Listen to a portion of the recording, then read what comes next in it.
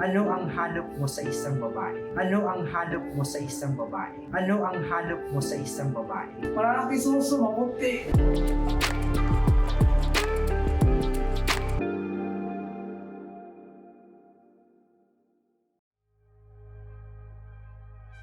Ano ang hanap mo sa isang babae? Yung mapagkakatiwalaan. Tingin mo bakit ayun yung hanap mo sa isang babae? Wala ka sa Philippines, nasa barko ka, dapat yung ganun talaga na babae yung hanapin mo. Kasi malayo kayo, long distance relationship. Mas maganda talaga yung mapagkatiwalaan. Kumaya, pag uwi mo, wala na siya.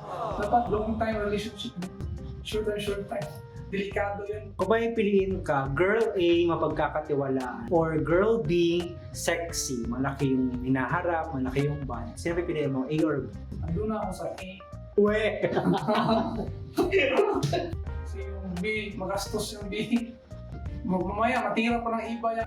Laki ng suso, pakigul-kigul ba? Pahirap yan, malalaki suso, maputi. Delikado talaga, barira talaga ng iba yan. So doon ka talaga sa pagkakatiwalaan. Doon na ako sa mga pagkatiwalaan. Sure ka dyan? Oo, doon na. Uwe!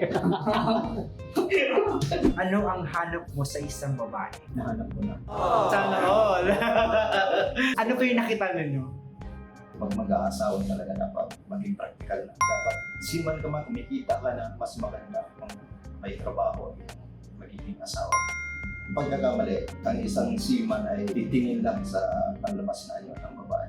Tatrabaho ka sa malayong lugar, dapat pumili ka na. Ay sadyang nakalaan para sa iyo lang. Hindi ka kaliwa, ka kanan, bilingon-lingon pa kung saan, na pag wala ka kunwari, pinakadala ka. Pangit mo. Pero isa pang bagay na dapat piliin ng seaman, maganda siyempre. Ano ang hanap mo sa isang babae? Pinakauna yung marunong maghawak ng pera at saka mapagkatiwalaan ka. Kahit saan siya mailagay, komportable ka sa kanya. Bakit marunong hawak ng pera? Dapat talaga marunong humawak ng pera dahil hindi naman lahat ng araw o taon na malusog tayo as a sekere. Minsan talaga may time na isa magkakasakit, nakatambay, na mayroon naman tayo makukuha. Na may ipon. Ano ang hanap mo sa isang babae? Ang hanap ko sa isang babae ay may iwan sa bahay at mapagkakatiwalaan at mapagmahal. Bakit mapagkakatiwalaan? Unang-una sa lahat, umaalis tayo ng bahay. Kaya dapat mapagkakatiwalaan siya once na umalis tayo ng Pilipinas. Have you found that son? Meron na. Papakasalan na nga eh. Wow! Siyempre. Talaga naman. Marami ka nang ikasal, di ba? Bali, nag-plan kami next year, mga June siguro. As a seafarer, ano ang hanap mo sa isang babae? Malayo tayo, di syempre yung mga mapagkakatiwalaan. Dapat mapagkakatiwalaan mo siya sa habang wala ka. So, parang yung ganda, yung sexy, ano na lang yun, parang extra. Bonus, so. Bonus ka lang. Ano ang hanap mo sa isang babae?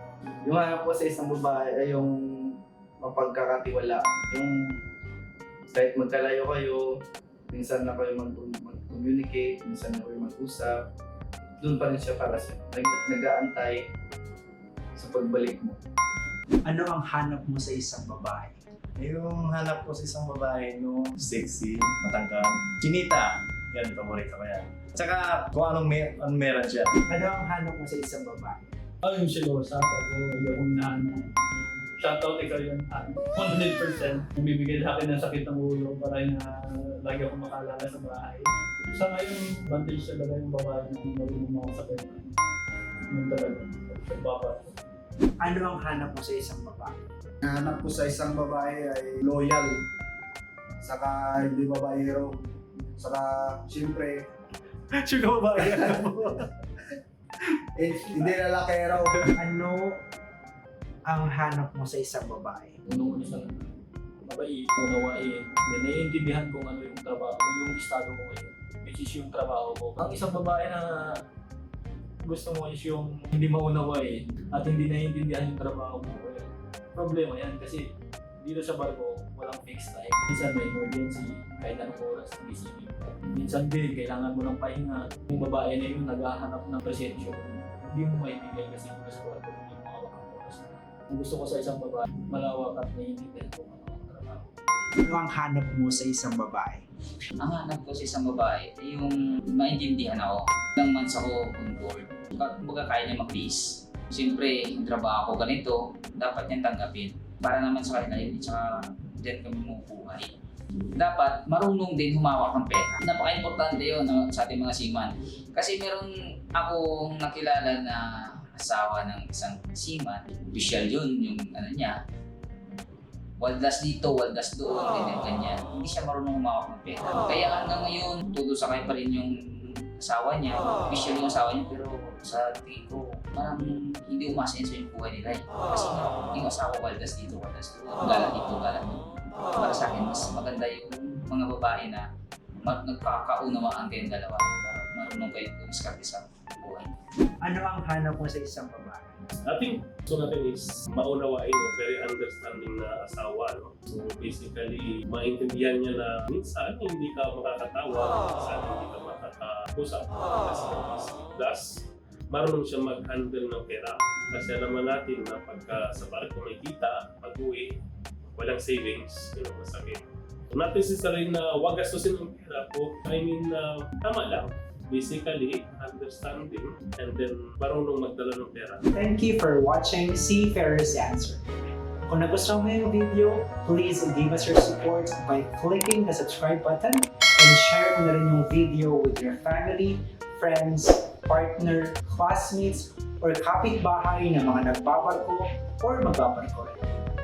And to keep the answers going, ikaw, ano ang hanap mo sa isang babae?